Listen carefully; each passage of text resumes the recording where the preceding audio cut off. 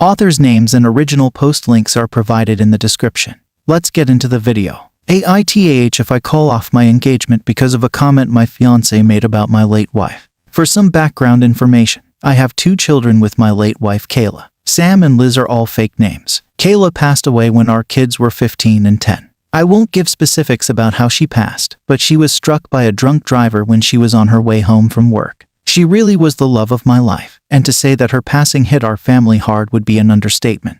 I promised myself that if I got back into the dating game, I wouldn't date anyone for at least a couple years for the sake of my kids. 3 years after my wife's passing, I met my now fiancé. We'll call her Amanda. Things went slow, and I didn't introduce her to my kids until we had been dating for about a year at that point.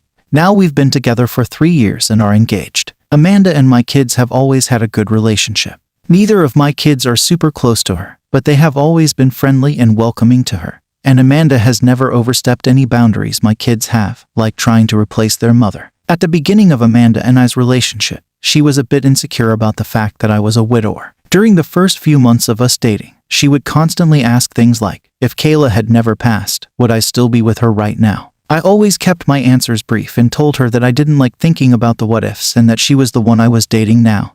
And that was what mattered. Eventually, she stopped making these comments, and I stopped worrying about them. Now to the issue. My parents were hosting a family dinner to celebrate my fiancé and my engagement. It was my mom and dad, my late wife's sister and her husband, Sam and Liz, and me and Amanda. Dinner was going well. We were all having small talk with each other and talking about wedding plans. About halfway into dinner, my mom made a comment about how she was so happy I was able to find the spark I had with Kayla in someone else. I don't think anybody really paid much attention to the comment, but then Amanda laughed and said, I'm happy she passed away, otherwise, I would have never gotten him to myself. The tone of the dinner immediately shifted, and everyone got extremely tense, especially my kids. Amanda noticed the shift and started awkwardly laughing, like she was trying to play her comment off as a joke. I was honestly just frozen, as that was the first time she had made a comment like that. My kids looked disgusted, and Liz got up and walked out to the car. Sam waited a bit longer, like he wanted me to say something, but I was still in shock about what Amanda had said. To make a long story short, the dinner was kind of ruined, so I said my goodbyes to everyone, grabbed my fiancé, and we all drove home. My daughter hasn't spoken to me or Amanda since, and it's been 3 days. I got tired of it and pulled my son aside to ask him what I should do. He said something along the lines of I'm a grown man and don't care who another grown man marries, but I don't want a woman who speaks like that about our mother around my sister. Sam's comment stuck with me, and now I'm considering calling off the engagement entirely. She's never made comments like this before, but I'm worried if I let it slide this time, it will become more frequent and it will affect my daughter.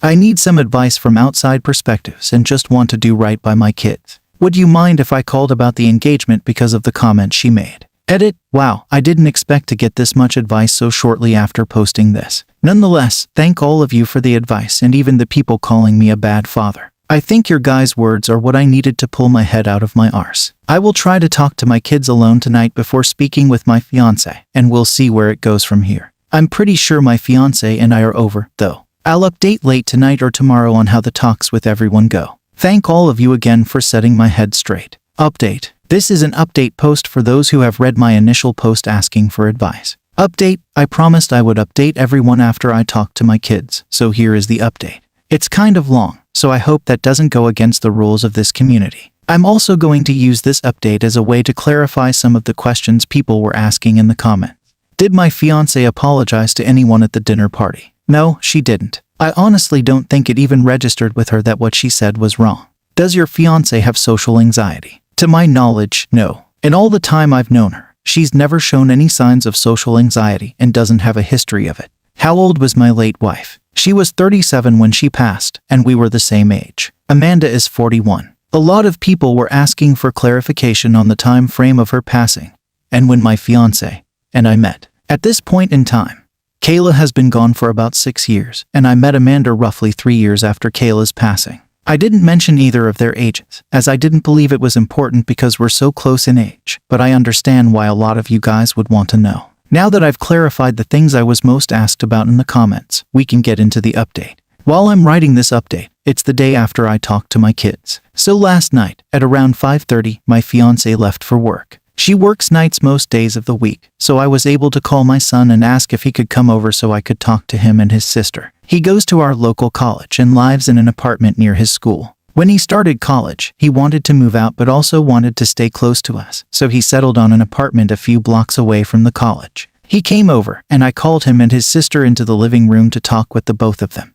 When they were both seated, I told them, point blank, that I didn't think the wedding was happening anymore and that the comment she made was unacceptable. I then, on the advice of the comments, apologized to them. I told them I was sorry for not saying anything for so long and letting the tension thicken in our home.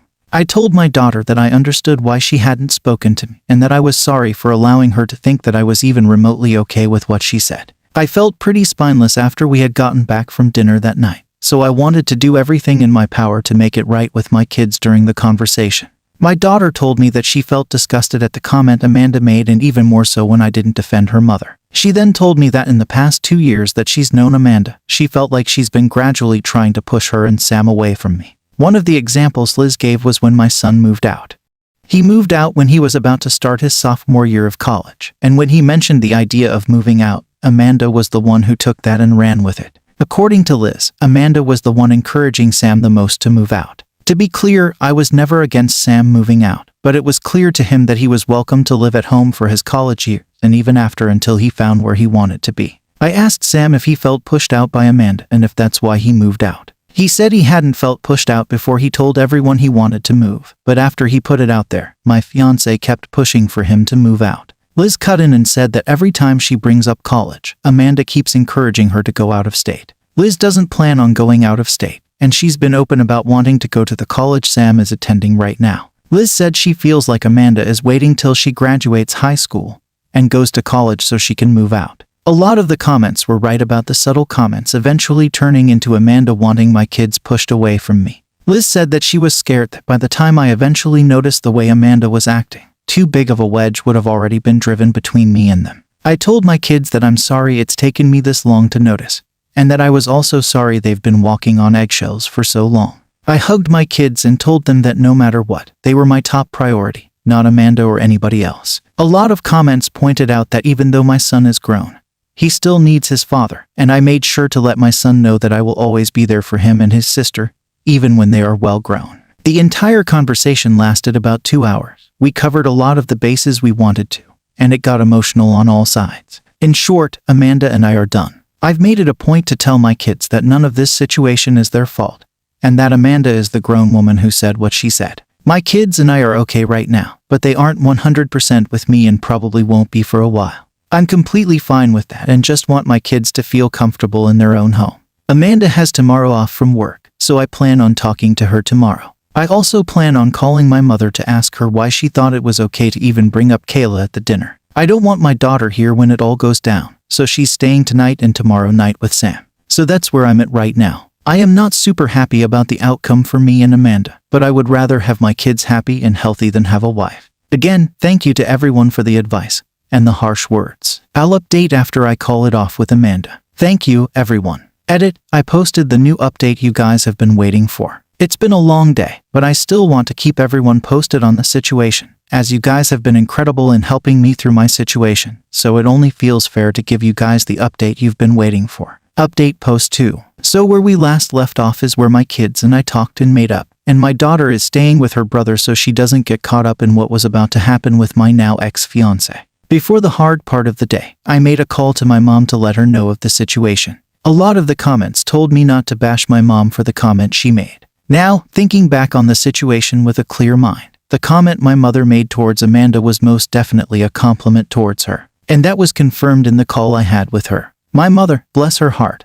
felt extremely guilty for the entire situation. She fully believed the situation all stemmed from her one comment. I assured her that none of the situation was her fault, and that I've never blamed her one bit for any of this. We talked a bit more before I let her go. The call ended at about 9:15 a.m., and I was left waiting for Amanda to wake up. She woke up at around 10:30 a.m., and I didn't want to ambush her straight after she woke up, so I waited until about 11:10 a.m. to sit her down and talk. A lot of people in the comments suggested secretly videoing the whole thing. I thought that was extremely smart, so I had my phone set to record in my back pocket the entire time. I didn't think she'd try to do anything drastic, but I would rather be safe than sorry. The talk with her went about as well as anyone could imagine, so not at all. I told her I needed to talk with her, that it was serious, and we sat in the living room. When we were seated, I began unloading at her about the comments she made about Kayla at my parents' house, how it made my kids feel, how it made me feel, her lack of an apology or any sort of acknowledgement for what she said, and so on. I told her I expected her to give an apology to my parents, my in-laws, and most importantly, my kids. During the entire time of me unloading on her, she didn't seem to show any bit of emotion other than her eyes, which were slightly wider than normal. After I spoke my truth, she straight up asked, "So if I apologize to everyone, we'll go back to normal?" I told her point blank, no. I told her that the comment she made at dinner was not the extent of my problems with her. I then told her that I know she heavily pressured Sam to move out when he wasn't even sure if he wanted to at that point in time, and that I also know she is now trying to do the same with Liz. I did my absolute best to leave my kids out of the situation, but I told Amanda that the way my kids described her treatment towards them was the main reason I don't see a future with her anymore. Amanda was stone-faced up until I told her we were done. I think that's when the panic set in for her. She kept saying that she'd apologize to everyone, that she'd make it right with my kids, etc. I told her that if she apologizes, I will certainly appreciate it, but we were still done either way. She was full of tears at this point and asked me, why wasn't I willing to try and fix our relationship?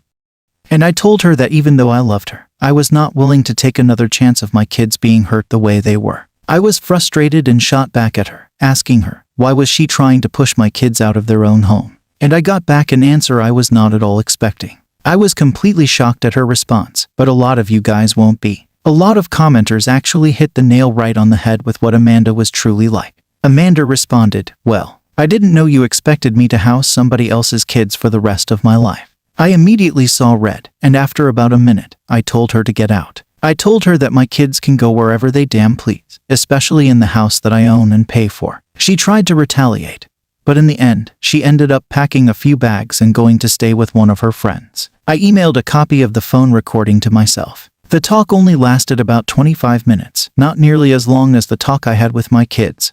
So if anything ends up coming out of the conversation, I have all I'd need to keep my name clear. I've texted my kids that Amanda is out of the house for good, that they are welcome to come home anytime, and let my son know that if he wants to, he is more than welcome to move back in completely. My daughter is coming back from her brother's place in the afternoon, and I still have phone calls to make to my parents and in-laws to apologize for this mess of a situation. Amanda is out of my house but keeps blowing up my phone for us to try to work things out. I'll let her come by in the next few days so she can collect the rest of her stuff out of my house, but she is not welcome to live here again. I'll be honest and say that I am a bit devastated. Despite everything Amanda did, I still love her, and I probably won't stop loving her for a minute. But I'll be okay. Right now, I just want to focus on the family that needs me and will use this situation as an excuse to bond more with my kids. Another big thank you to everyone who helped me in the comments. A lot of the advice you guys gave played a part in making things right with my family. I will update if anything else big or important happens, but as of now, I'm taking it one step at a time and making it right with my family.